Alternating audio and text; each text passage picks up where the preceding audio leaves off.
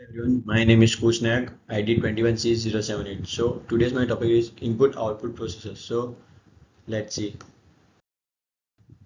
So contents. So we are going to see today introduction of input output processor, its flowchart, there is block diagram, its advantages and disadvantages. So introduction of input output processor.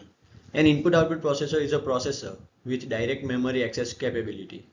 In this, the computer system is divided into memory unit and number of processors. Each IOP controls and manages the input-output tasks. The IOP is similar to CPU except that it handles only the details of input-output processing. The input-output processor can fetch and execute its own instructions. These instructions are designed to manage input-output transfers only.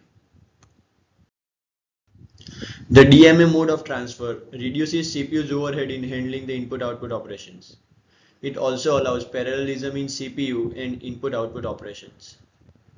Such parallelism is necessary to avoid wastage of valuable CPU time while handling input-output devices whose speeds are much slower as compared to CPU. The concept of DMA operation can be extended to relieve the CPU further from getting involved with the execution of input-output operations. This gives rise to the development of special purpose processor called input-output processor or IO channel. So the flowchart. Here you can see the flowchart. CPU, then it goes to main memory unit, the system bus, then input output processor, then goes to printer, magnetic disk, keyboard, and input output bus. So this is the flowchart of input output processor.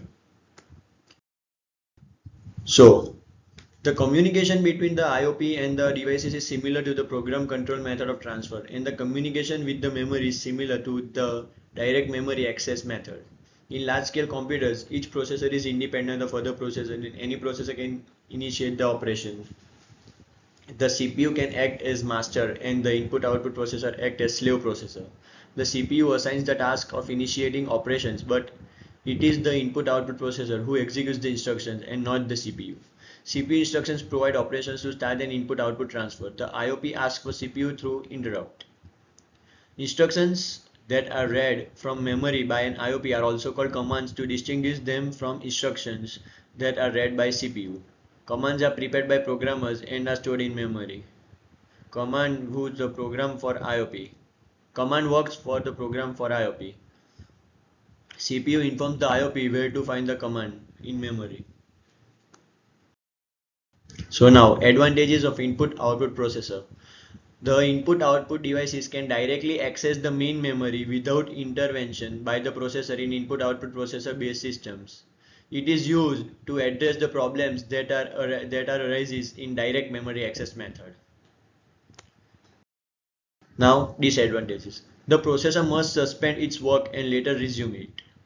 If there are many devices, each can issue an interrupt and the processor must be able to attend each of these based on some priority. So if the multiple task is going on, then the issue may arise and the processor may get interrupt. So these are the disadvantages of input output processor.